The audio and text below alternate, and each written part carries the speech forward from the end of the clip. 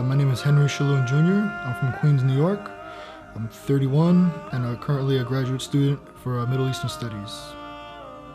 Father of a 7-month-old, married for 3 years. I was born in Queens, born and raised.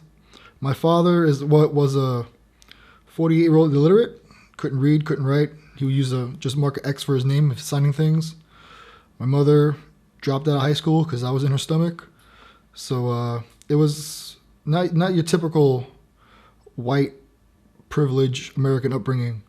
Lived off food stamps. The only reason we went to the church is for the soup kitchen and the free breakfast. It was we weren't religious in that sense. Anytime Christmas, the Easter, it was always fights break out. Anytime a holiday was around, instead of coming together, everybody fight. Father yelling at mother, mother yelling at father. We're all like, what's going on? So we weren't religious in that sense. I believed in God. I always have. It came in ebbs and flows. Like when I was a teenager, I thought Isa alayhi salam was an alien, because he had no father, So I never went atheist or agnostic. I knew always that God was one. Even in church, because the Old Testament says the sins of the Son cannot be atoned by the Father, and the sins of the Father cannot be atoned by the Son. So that Old Testament verse negates the Christian idea of Jesus alayhi salam dying for the sins of the world, So, and even when you go to the Bible, Isa alayhi salam says, "I have come to fulfill the law, not change. And while I'm here, not one period or tittle will be taken away." So if he says that, how is he contradicting, the law of Moses? So it just didn't make any sense, And or when he's on the cross, he's like, my God, why hast thou forsaken me?" So I asked my pastor, I was like, is he talking to himself? Because if he's God and the Son of God, like, it just, like, 2 and 2 is 4, 2 and 2 is not 9. It just didn't make any sense. And these stories in the Old Testament, like Prophet Lut alayhi salam, he astaghfirullah, he slept with his daughters, and Dawood alayhi salam, he sent the general off to die so he could marry these are prophets of God. The one that really bugged me the most was Prophet Noah alayhi salam. He, after the flood, the ark settled, and he got drunk and passed out nude. And then his sons saw him and were making fun of him. This is a prophet. Like, if the prophet of God is getting drunk, why ain't I the prophet? I don't drink. I don't walk around naked. Like, why ain't Joe Schmo the prophet? Why'd you give it to Noah alayhi salam? Like, it didn't make any sense. And, churches, and I later on learned that Sunnis, Wahhabis, Salafis, don't like when you question. Toe the line, says what it says, don't worry about it, don't think. Just bow your head, take the holy water. Like, and as I got my bachelor's degree in history, so as a pseudo historian, I need the primary sources, I need the secondary sources. I got to read it in what context.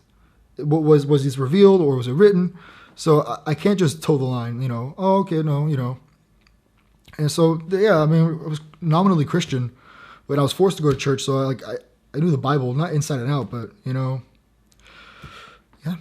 My father drilled it into my brain, work with your brain and not your back, because doing the construction work all his life, bad knees, bad back, bad shoulders.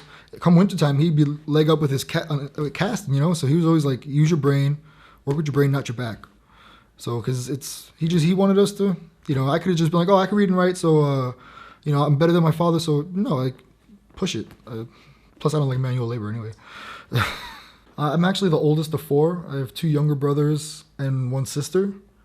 And my middle brother, he did 2 tours in Iraq and 1 in Afghanistan. So, like, he knows about Karbala and Najaf, but he doesn't, like, I got him a Yusuf Ali translation of the Quran Kareem, and he called me one day. He's like, why is Prophet Solomon talking to ants? He can't do that. I was like, well, what are you talking about? Because when Prophet Solomon talking to the ants, I was like, I'm not going to give you the tafsir because I don't have the turban. So, but, I was like, don't you believe that God created Adam from the earth? Yeah. So why can't God let Sulaiman alayhi salam talk to the ants? He cared about every living thing that much to where he didn't want to step on the ant. But even if he didn't talk to the ants, moral of the story is treat everything in creation with mercy, just like as you would want to be treated. But he's very hard headed. He's very hard headed. So inshallah, he comes around. I went to St. John's United Methodist Church in Ridgewood, Queens, and at the time, the pastor of the church, it was Hispanic. So she would have one prayer service, one sermon, and she would say half of it in English and then half in Spanish. Half in English, she would go back and forth between English and Spanish because it was their Jamaat. It was so amalgamated with like whites, Germans, Puerto Ricans, Dominicans. So I didn't like it in that sense where it's like, I gotta hear this in Spanish now. Like, just why can't? Eventually, they got 2 separate services, thank God. But I mean, I was forced, and plus, I kind of felt like I was indebted to the church since they fed us, since like I had gotten a summons because I was like hanging out in a park or whatever. My church paid for it, so I felt in debt to them. Not so much like I knew Trinity wasn't like I knew Trinity was false. I knew that was bogus. I knew the way the prophets are portrayed in the Bible. I know that was bogus, but I didn't know. Like the most I learned about Islam was in high school, 7th century, Prophet Muhammad, and they took over half the world. And that's all I knew about Islam coming out of high school. But I always knew God was one without no partners. God is one. And I knew I believed in the virgin birth of Isa alayhi salam, but I didn't like if Isa alayhi salam is the best of creation, according to a Christian, why does God have to kill him to forgive me of my sins? Why can't I just be like, yeah, Rab, I'm sorry? Like, it didn't make any sense. And when I was like, how is Jesus God and the Son of God? Like, it didn't make any sense. So you're telling me God was in the womb for 9 months, and then God was so helpless that he needed his mother to suckle on. And then 30 years later, he dies, goes to hell, because in Christian theology, Isa alayhi salam was on the cross, and during the 3 days he was in hell, because he's taking the punishment for all of us, and then he comes back and he's resurrected. Like, it doesn't make. Why would God send himself to hell? So, and I'd be like, yeah, Pastor Carmen, if Jesus is God in the flesh, like, logic dictates, but it was making. And so God was dead for 3 days. Who's running the universe? I was like, who's running the universe? How am I breathing if God's dead? I might as well just start reading Nietzsche. God is dead. He came to Earth to experience what it's like to be a human. But if he's God, he knows what it's like to be a human better than I do. He created me. Like, eventually they had enough and they were like, yo, you need to get out of here. Because I would just like, somebody, oh yeah, you're right, Henry. Oh yeah.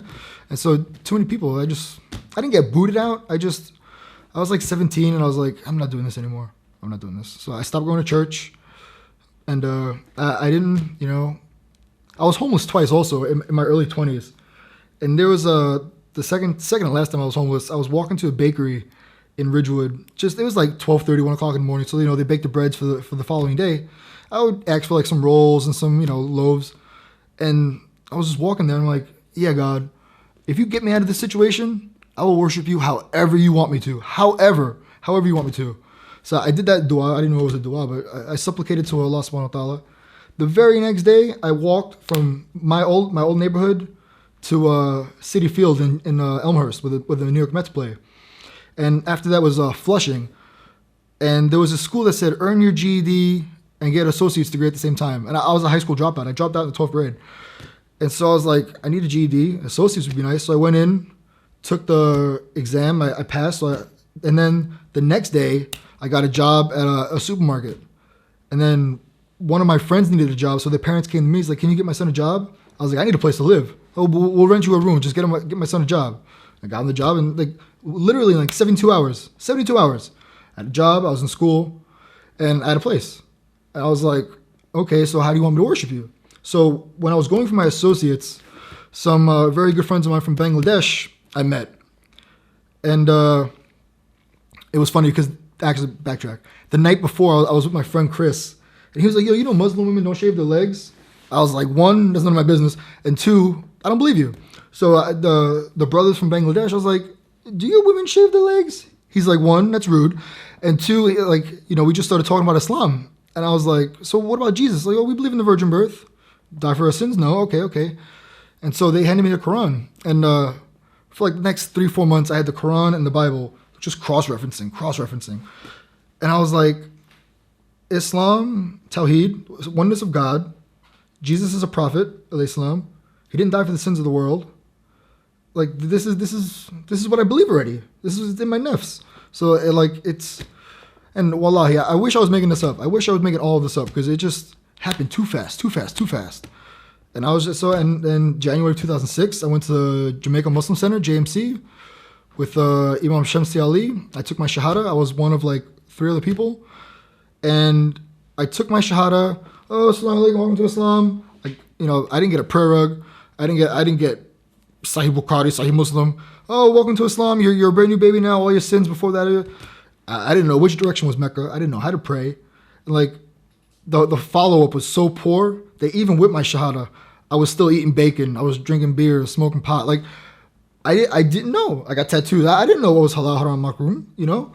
So from like 06 maybe until like, it's like a good 5-6 years I was in Islam, but not even, I was a Muslim by name. And I dropped the pork, that was easy. You know, eventually it started coming together but even now, even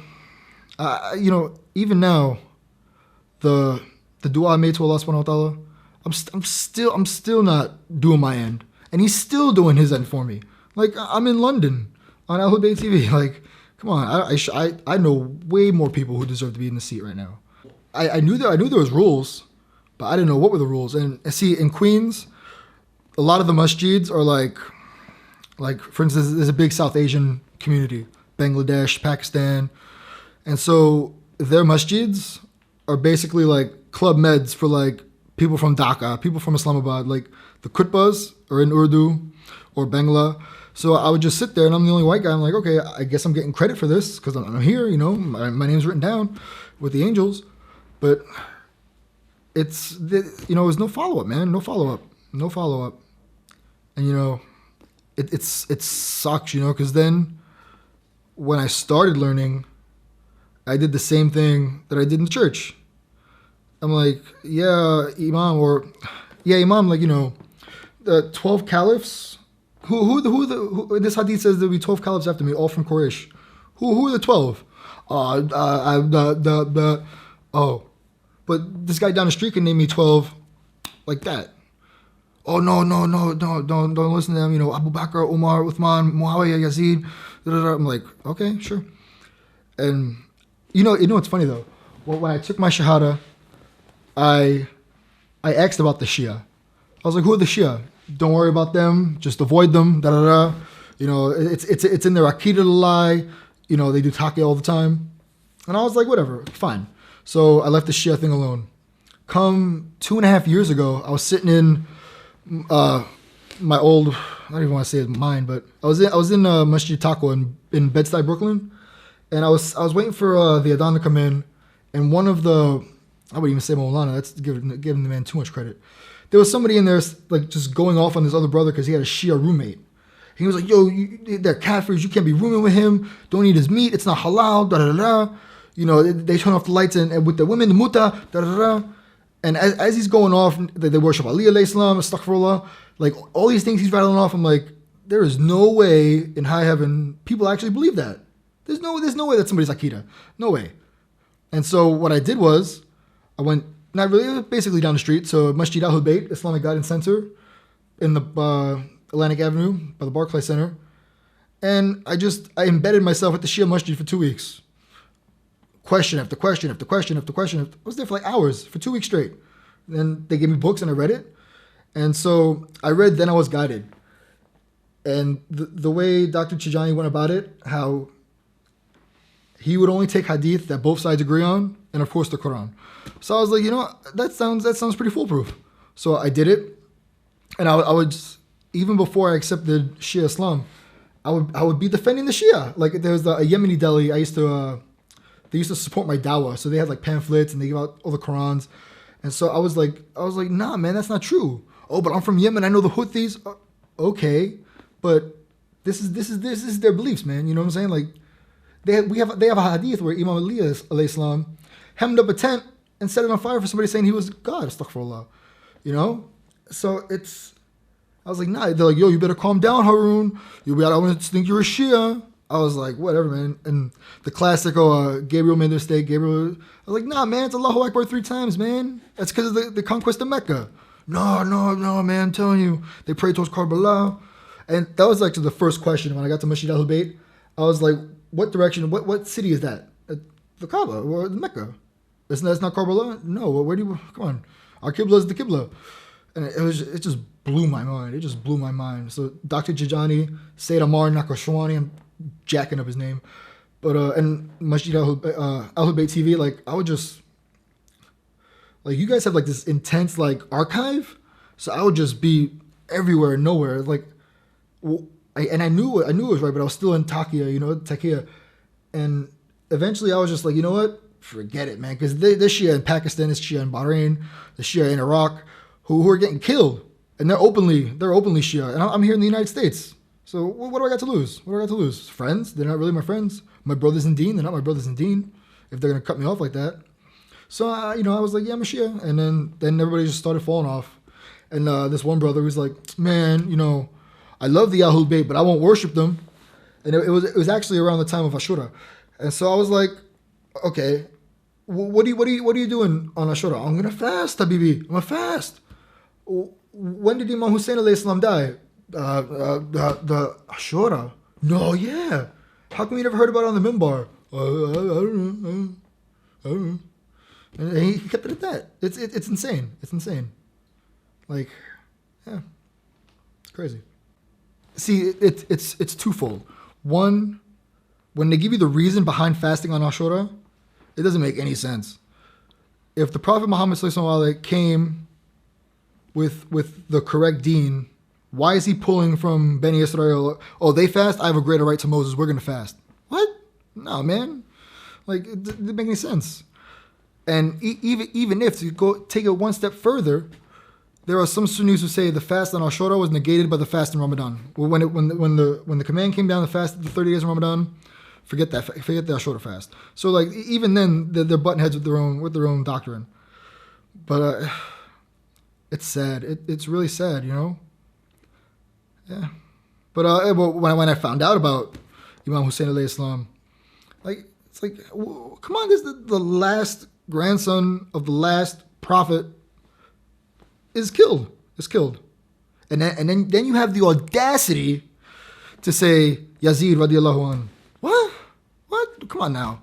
So wait, if Imam Hussein alayhi salam is the master of the youth in paradise, and you guys think Yazid's going to Jannah, that's going to be an awkward meeting. Assalamu alaikum Yazid, no hard feeling, it's a dunya. Come on, what? Doesn't make any sense. Come on. And then when I found out about like what Aisha did and Hafsa and Umar, I'm like, oh my God, are you serious? Like, and it's in their books. The man ran away like a goat. It's in their books. Come on, man. I'm sorry, but it was frustrating for so long, It was, and then one day, I'm in my kitchen. My wife, she had just become Muslim. Well, she's been Muslim 2 years now, alhamdulillah. And so we're in the kitchen one day, and she was like, Henry, what happened to the Prophet's family? Because she's like, he dies and then Islamic history's over. Like, that's how she was being taught. And I was like, that's the $1 million question. Now go do your research. And she, alhamdulillah, she did her research, and now I didn't pester her, but one day it was like Asr time, and she goes and grabs a turba and goes to pray after her namaz. I'm like, what are you doing? She's like, oh, I'm just praying. I was like, you just slide in the door? So alhamdulillah, she accepted Ahlulbayt alayhi salam. And it just, and it's funny. My 2 former mentors from the Sunni mosque, it was from Sheikh Saduq's book, merit to the Shia. And just in the introduction alone, there was a hadith that pointed to the wilayah of Imam Ali alayhi salam. Just in the introduction. It wasn't even Sheikh Saduq. It was the introduction. So I highlighted it, took a picture, sent it to my former 2 mentors. And I'm like, see, this proves that Imam Ali alayhi salam, his rights were usurped because everything points to Ali alayhi salam. All the Sunni hadiths. I can name them right now. And they're like, no, this proves that he was one of them. He's the fourth, da, da, da. And then after that, they said, all my scholars are and I quote, all my scholars are crackheads, muta-loving dogs. And these men are 60, 65 years old, mind you. And they're just rambling these nasty, nasty words. And I'm like, wait, you guys taught me to look for dalil, proof and evidence. I'm giving you proof and evidence, and now my scholars are crackheads? And they had the audacity. I read a hadith once from Al-Kafi. Which volume? Oh, it was on a piece of paper somewhere. You read a hadith on a piece of paper? I could write a hadith on a napkin. That doesn't mean it's sahih or it's even authentic. So it's like these 60, 65-year-old men so stuck in their ways. It's sad. It's sad. And so, well, I do what I always do. I did it when I did my dawah with the Christians and with the atheists. I went the mubahala route. I was like, let's do a mubahala, and whoever's wrong is wrong, and they go to Jahannam. No. I don't want you to go to hell. No, Habibi, come on. It's a sunnah. You guys are the beard, the pants. It's a sunnah. Come on. None of them. Nobody's to this day. Jehovah's Witnesses, Mormons, Presbyterians, Sunnis, Sufis, Salafis. Nobody wants to do it. It's like, come on, man. See, Masjid Ahlulbayt isn't as... See, Masjid Taqwa has been around since like 1981, 82. Imam Siraj al-Hajj. That's it. It's his masjid. And so like they're ingrained. Like they have like 300 people at their Jummah. Meanwhile, Masjid Ahlulbayt, we'd be lucky to have like 2 rows, you know? And that's actually one thing I shake my finger at the Shia. They don't do outreach. The Shias don't do dawah. They don't do tabligh. They don't do anything. Like it's sad, you know? It's sad. But and like the Jama'ah at Masjid Ahlulbayt, they're all older men in their 50s, 60s, 70s. And it's like, there's no really, like, they go to do a tawassul, you know, do a kumail, Jummah.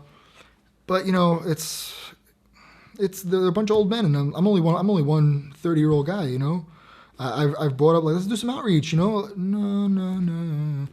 But I'm like, you guys got the hawk. It's incumbent upon us to go and spread, you know. But I don't know, like one of my goals long term is to like go to Hausa, you know, finish Hausa. Well, you never really stop learning, and like come back to the States and you know, Masjid Aba Abdullah, where it'd be like do a kumail, do a tawassul, but like then we'd have like intrafaith, like kind of like a Peshawar Nights kind of thing, 21st century, where we'd have like a Sunni, a respectable Sunni who knows his stuff, and a respectable Shia, and then you know bring you know. And let the people decide. Let the people decide, you know? No, but just talk. Just bring your proofs. I'll bring my proofs. And let's do it, you know? So, but, yeah, that's long term. What needs to be done more?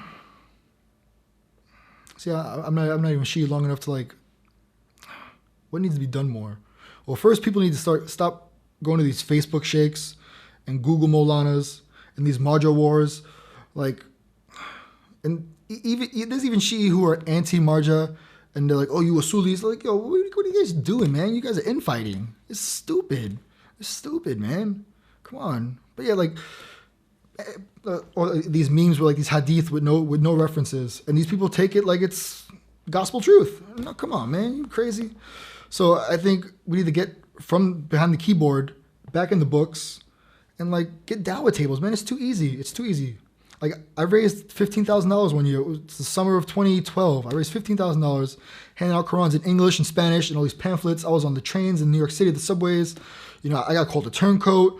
I got called a terrorist. I heard it all. But it's like, I'd be here handing out my Qurans, and there'd be Nation of Islam. You know, like, because the Jehovah's Witnesses, they're even here in the UK. I saw them by, what was it? Queen, Bayswater. The Jehovah's Witnesses, man, they may not have the hawk, but they got the motivation and determination. And we got the hawk, and we got no motivation. Nothing. People want to cry on our shoulder. Oh, yeah, okay. But there's 11 months out of the year. What are you doing then? What are you doing then, man? And it's like on Facebook, there's the Revert Muslim Association. It's an open group, and what I've been doing for the last couple of months is I offer new Shi'i and non-Shi'i from Hujjat bookstore here in the UK. I give them the link. I'm like, pick any books you want. I don't know how many you want. I'll pay for it, books and the shipping. And I know 2 people who've accepted the Ahlulbayt Islam from just that alone. Just that alone. So I haven't done it in a while, actually. It's like 2 months. But from, it's, and there's genuine Sunnis who are like, I don't know anything about you guys. I hear this, I hear that. Then pick a book. Misconceptions about the Shia, it's yours. It's yours. Imamate and Imams, go, it's yours. Like, we gotta pull ourselves up by our bootstraps, man. Like, and I mean, I don't know. You guys are doing it, but then you're only one station. I'm only one person, and we got. There's no unity. I feel personally, and this is my fallible opinion, that we need to point out their books, and because like from what I've read and what I've learned, ISIS was created 1,400 years ago. Jemal. Like, come on. What mother kills thousands of her own children? Come on. It's ridiculous. So, like, ISIS isn't nothing, Daesh is nothing new. It's just a revamped version of what's happened all through history, So we have to, like, make dialogue with the Sunnis, be like, yo, it's in your books, man. Ibn Taymiyyah says, my blood's halal. Like, let's talk about that, bro. Like, you guys respect Ibn Taymiyyah. Why is my blood halal? Why? So it's their books, man, and they're crazy, not crazy, like the way they interpret the Quran. It's like, listen, I know like 5-6 surahs by heart, that's it. But like, you can't take everything literally. Like there was actually a sheikh in Saudi. He was like, everything in the Quran is literal. Man's blind, mind you. So somebody was like, yeah, sheikh, but Allah subhanahu wa ta'ala says those who are blind in this life are blind in the next life. He's like, everything's literal but that verse. Because he don't want to be blind in the next life, It's silly. It's silly. And another thing is, like, their books and their leaflets and their translations of the Quran, especially the Noble Quran, I implore everybody to stay away from that translation. I'll get to that in a second. But they got the money. They got the oil money. They just propagate. Well, we're not, like, because of my country's sanctions on Iran, I have to go to a third party, pay twice as much for the books. When I go to Ansariana site, it's pennies on the dollar for these books. But I'm paying £30 plus Royal Mail. Come on, like, I don't know, man. Like, they got the money. The Gulf states, man. I don't want to bring politics into it, but they just. But going back to the Noble Quran, while I was still a Sunni, there was this, I forget the ayat, but the brackets, anything in brackets I usually ignore. But the verse went something like, and slay them wherever you find them, and like use all of the means at your disposal. And the parentheses said planes, missiles, rockets, guns. I'm like, excuse me, Imam, were there planes and rockets in the 6th, 7th century? No, why? Well, because whoever translated this Quran put it in the parentheses. Oh, they're just updating it, for the modern era. I was like, what was used on the World Trade Centers? Planes. So why would you put planes in brackets in the ayat? Come on, it doesn't make any sense. And where was it printed? Saudi Arabia. Like, I finally got a Shi'i translation of the Quran by S.V. Ahmed. I forget his name.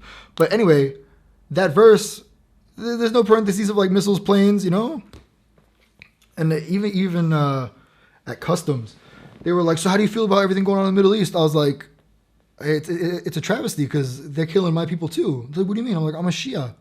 Like, they spray paint raw on the door, and they get it. The Christians get noon, and they get slaughtered, and the women get taken into slavery. Oh, I didn't know that. Oh, yeah, man, because these guys aren't Islam. Come on. And even the Prophet ﷺ said, beware of those with the black flag. And what are these guys waving? A black flag. 2 and 2 is 4. Stay away from them. My fault is, personally, and I've even said this to my wife, I know the history, I got all the knowledge, but I still have trouble waking up for Fajr. I learn it, but my reaction and implementing it in my life isn't where I want it to be. So, I mean, I got to keep working. We all got to keep working. But to sum it up in a word, Dalil. Always ask for proof and evidence. Always ask for the sources. If they can't give it to you, then don't talk to them. Don't talk to them. Even if it's a weak hadith in the chain, just ask for the proof. Always ask for proof. Never be shy about asking for Dalil. Never. Because this religion isn't about, just rukus and prostrating. Like, Imam Sadiq alayhi salam. Come on, he was a scholarly man. Imam Bakr alayhi salam, scholarly man. Like, too many people inherit their religion and they don't learn it. People get caught up in these things like, is it haram to wear white socks? Like, really? That's what you're concerned about, white socks? Like, can we wear yellow? Like, wear yellow? Like, everything in the deen. That's your concern? That's your concern? Go buy a Quran for somebody. Like, there are Muslims in the United States that can't afford prayer mats, can't afford hijab, so they don't veil. They don't have access to a turba. They don't have al-kafi. Like, just in the East Coast alone, my wife and I, we mailed like over a dozen hijabs, burqas. Because one, there's no way to buy it in Allentown, Pennsylvania. It's that's what we need to do. We need to get together and just start like outreach, just care packages, like new shahada kits. If you're a female, you get the hijab, the burqa, the Quran, and like another book on imamate. Or just put these, because even Why Islam, they got these new shahada packages. You get Bukhari, you get a copy of the Quran, you get a Kufi. Well, what are we doing? Come on, these guys spreading this Daesh stuff. Like, we gotta get off our butts, man. Get off our butts. Go start a GoFundMe. Go fund accounts. Just what's it called? Crowdsource. Raise the money, man. Like, for example, I wouldn't be here. Like, I know genuine people exist because I came here on the strength of somebody who I never met before, who brought me out here, who put me up, total stranger. So I know there's good in the Shia community. I know we can do it. We just gotta prioritize, man. Prioritize. And inshallah, I get into Hausa. I got accepted to Qom. I'm waiting on the visa. They said they could take 5 to 8 months. Inshallah, I get it sooner than that. And we'll go to Hausa, study, come back to the States, open up my center, and hopefully host a show on Ahlulbayt TV. I don't know. See what happens.